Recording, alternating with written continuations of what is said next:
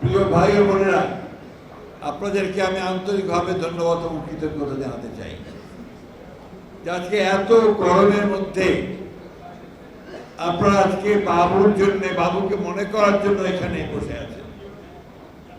যারা আয়োজন করেছেন তাদেরকেও আমি আন্তরিকভাবে ধন্যবাদ জানাতে চাই যে এতদিন এই ধরনের একটা উদ্যোগ সম্ভবত নেওয়া হয়নি। আজকে যখন নেওয়া হয়েছে সে সময়টা অত্যন্ত উপযোগী সময়, কারণ এখনই বাবুকে স্মরণ করবার সবচেয়ে যোগ্য সময়। কারণ বাবু হচ্ছেন সেই জাতীয় নেতা এবং কর্মী যারা নিজের স্বার্থের জন্য রাজনীতি করেননি। বাবু সেই ধরনের একজন নেতা ছিলেন যিনি গণতন্ত্রে বিশ্বাস করতেন, শহীদ জিয়াউর রহমানের আদর্শে বিশ্বাস করতেন, দেশনেত্রী বেগম খালেদা জিয়ার আদর্শকে বুকে নিয়ে আমাদের তারেক রহমানের স্বপ্নকে সামনে নিয়ে তিনি রাজনীতি করেছেন। সেই মুহূর্তটা আমার এখনো মনে আছে, যখন এখানে বাবুকে মাথায় পিস্তল ধরে নিয়ে যাচ্ছিল। আমরা এখানে ফুটপথে একটা সভা করছিলাম, পুলিশ চাপিয়ে পড়েছিল। প্রেস ক্লাবের ভেতরে সহজে পুলিশ ঢুকত না, কিন্তু সেদিন টিভি ঢুকে একদিকে আমার বুক থেকে রাজীবকে ছিনিয়ে নিয়ে গেল, পিছনে বাবুকে রাজকে ছিনিয়ে নিয়ে গেল, অন্যদিকে বাবুকে পিস্তল ধরিয়ে নিয়ে গেল। এরকম অসংখ্য ঘটনা আছে। আমাদের নেতা কর্মীরা অনেক ত্যাগ স্বীকার করেছে। আমি সেই জন্য গত পরশু একটা সভায় বলেছিলাম, গতকালই বোধহয়, যে আমাদের ছেলেদের ধরে নিয়ে গেছে, আমাদের যুবদল, ছাত্রদল, স্বেচ্ছাসেবক দল, শ্রমিক দল, মহিলা দলের নেতৃত্বেরও বাদ দেয়নি। নির্যাতন করেছে, নিপীড়ন করেছে, পা দড়িতে বেঁধে ঝুলিয়ে পিটিয়েছে, পায়ে নখ খুলে নিয়েছে, হাতের নখ খুলে নিয়েছে, কিন্তু আমাদের ছেলেরা কেউ আত্মসমর্পণ করেনি, কেউ মুচলেখা দেয় নাই।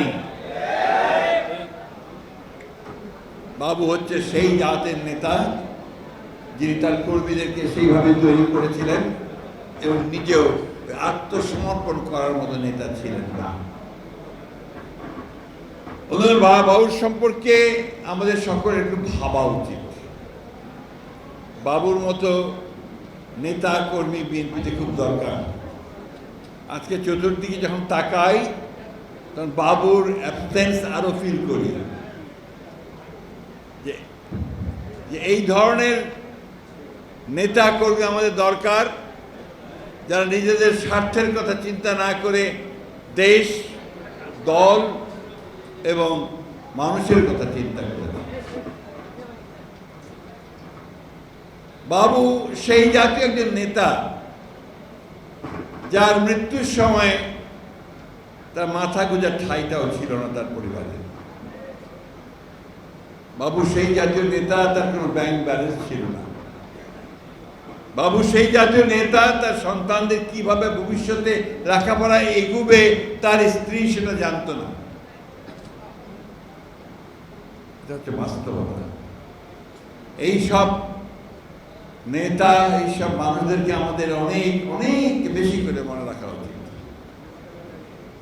আমরা আজকাল চারদিকে যা দেখতে পাই, আমি কয়েকদিন আগে, গতকালই বোধহয় বলেছি, এ নিয়ে অনেক সমালোচনা হয়েছে, বলাও হচ্ছে যে আমি বেদনায় নীল হয়ে যাই। এটা নিয়ে বেশ বিরূপ মন্তব্য করা হয়েছে, কিন্তু বাস্তবতা তাই। আমরা যারা রাজনীতি করতে এসেছিলাম একটা পরিবর্তনের জন্য, হাবিবুল্লাহ সোহেল, মানিক ছিল, বিপু ছিলেন, আমি অনেকের নাম বলতে ভুলে যাচ্ছি, তারা 2.5 বছর জেল থাকার পরে আমরা যখন কোথায় আমাদের আশ্রর জায়গা ছিল না, আটজোটপাড়া থেকে নিজের বাসার সামনে তালা দিয়ে সারা রাত, অবশ্যই বলতে আমার দ্বিধা নাই, কারণ ওই হায়না পেটো বাহিনী তারাও মুক্তিযুদ্ধের মতো সশস্ত্র বাহিনীকে এই ডাকসুকে অবাঞ্ছিত ঘোষণা করেছিল। আমরা প্রতিরোধ করেছি। বাবু ছিল স্থির মাথায়, মানিক ছিল, এই জুয়েলটা ছিল স্থির মাথায় সাহসী মানুষ। আমরা 2 টাম্বরিয়ে ঢাকা বিশ্ববিদ্যালয়ে এসেছিলাম। ওই হায়নাদেরকে যদি ওদিনকে প্রতিবাদ নয় প্রতিরোধ না করতাম, সর্বশেষ এই সোহেল, এইটুকু বলতে হবে, ইতিহাস তো আমরা জানি না, জানলেও বিকৃত করি। ইতিহাস বললে মানুষকে মূল্যায়িত হবে, অমুকে নেতা হয়ে যাবে। ইতিহাসকে একটু ছাপিয়ে কথা বলো। 27 তারিখ ডক্টর মিলন মারা গেল। হাবিবুন নবী সোহেলের সাথে আমাদের রাজনৈতিক তখন সখ্যতা ছিল না। এই অল্প বয়সে যে বিশাল ত্যাগ এই দলের জন্য, এই দেশের জন্য, তাকে আমি শুধু বিএনপির নেতা বলেই সম্বোধন করছি না। সে বাংলাদেশের নেতা ছিল, জাতীয় নেতা ছিল। আজকে যদি শফিউল বারী বাবু আমাদের মাঝে থাকতেন,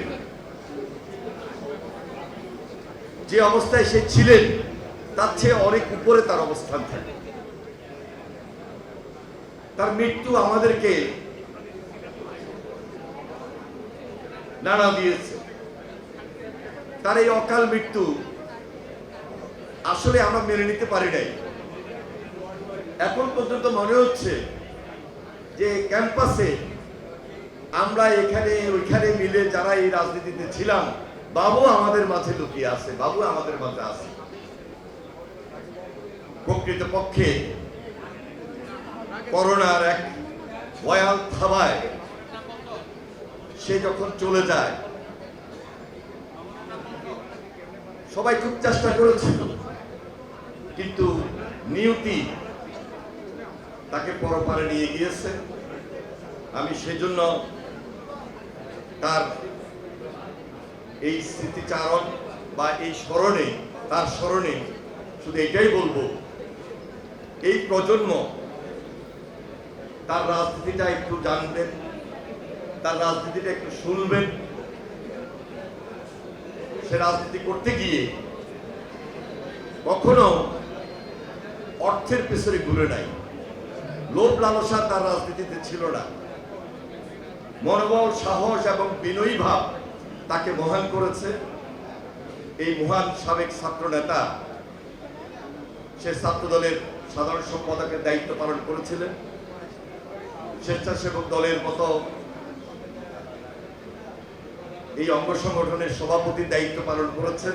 বাবু যখন সেক্রেটারি হলো, হেলাল প্রেসিডেন্ট হলো, বাবু আমাকে বললো, ভাই আপনি তো ছাত্র বিষয়ক সম্পাদক, আমার লক্ষ্মীপুরে একটা রিসেপশন হবে, আপনাকে যেতে হবে, আপনি চিফ গেস্ট। আমি বললাম ঠিক আছে বাবু, যাব। আমি গেলাম লক্ষ্মীপুরে। লক্ষ্মীপুরে গিয়ে দেখি লক্ষ্মীপুর শহরে